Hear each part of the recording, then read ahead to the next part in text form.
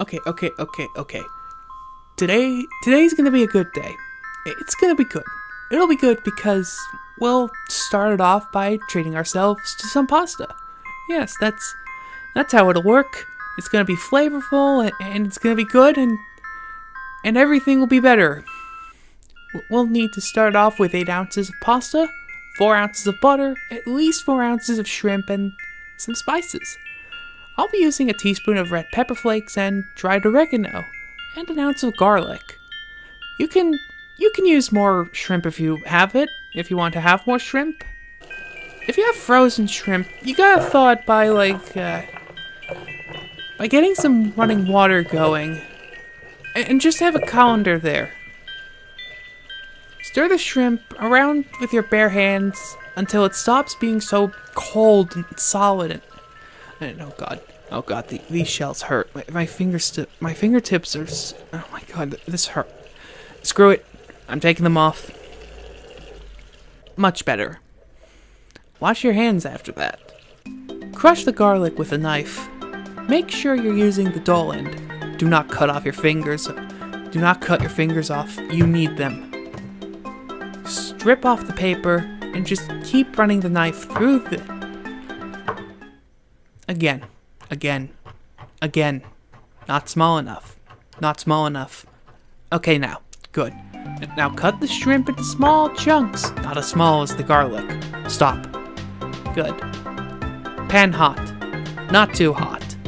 Just enough to melt the butter. Keep splitting it up. That'll help the butter along. When all of it's melted, get all that garlic in there. Stir and mix it around. Get that garlic flavor fully infused into the butter. Now it's time for more spices. Wait, why is the butter bubbling? And why is it turning? And oh no. I gotta fix this. Turn the heat way down. Stir vigorously. There. It's brown butter now. It'll have a milder, more refined flavor now. This is fine. Just got a note here. Keep the stove top at the lowest setting if you want to keep the butter's normal buttery flavor. We're gonna have to raise that heat again so we can fully cook the shrimp. This won't take too long because we cut it up. Wow, it's even absorbing the color. Wait, why the hell am I using a wood spatula to mix this? The silicone ones are right there too. This'll take ages to clean out. Wait, it'll never get clean. It'll always stink. You'll never be clean. Keep the sauce warm by setting the stovetop to the lowest setting. While that's happening, you need to somehow get a quart of water into a decent saucepan. Salt it and set it to boil.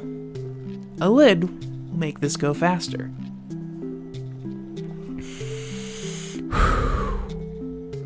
Once it's boiling enough to make this cheap tripod warp, it's time to add the pasta, and take the heat down to medium. Oh, it's too tall. No worries. Just let the part under the water soften a little.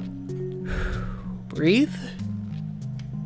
And gently bend the pasta, so more of it's submerged.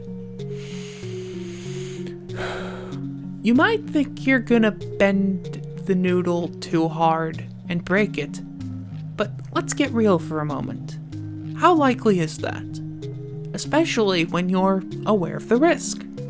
You'll be more inclined to treat your noodles more carefully, so don't be afraid. Be gentle.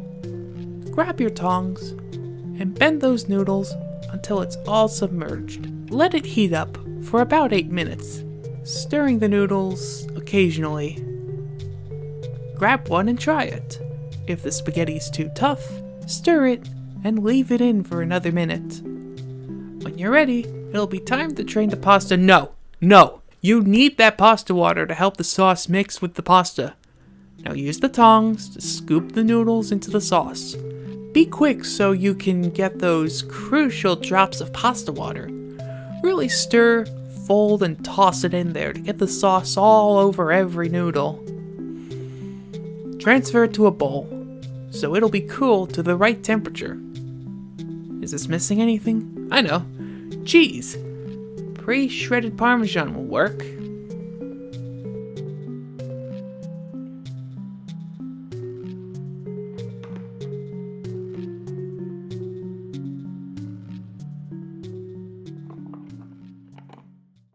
So, what have we learned here? Well, keep your head on your shoulders, stay realistic. Darkness and bad things aren't always realistic. Remember that an unclean spatula is... okay, it's bad, but it's not the end of the world. And take control of all the things you can. Don't ever forget that.